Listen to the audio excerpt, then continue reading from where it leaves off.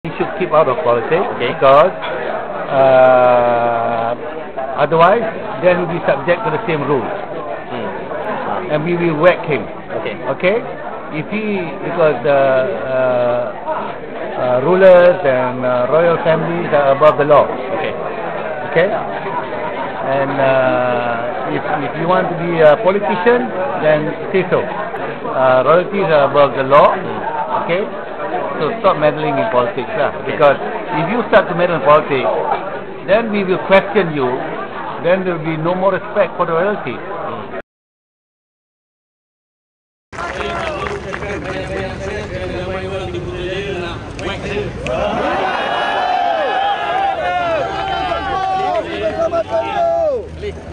Menegaskan bahawa saya akan sentiasa mempertegakkan kedaulatan negeri Johor hingga perlu demi kesejahteraan bangsa Johor dan rakyat Malaysia. Sebagaimana pesanan Kuliah Bang menyayangi saya bahawa saya adalah hamba rakyat Johor. Sekian, terima kasih. Wabillahi taufiq wal hidayah.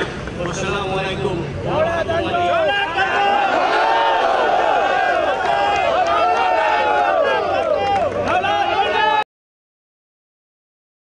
Tidak adil, ya. Macam kalau kerabat raja komen tentang Perdana Menteri, itu Perdana Menteri tak boleh buat apa-apa.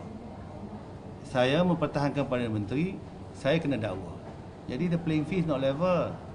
Kalau you duduk, kalau you ada immunity, you tak boleh lah terlibat dengan ni, sebab kalau saya jawab balik, saya itu report, kan?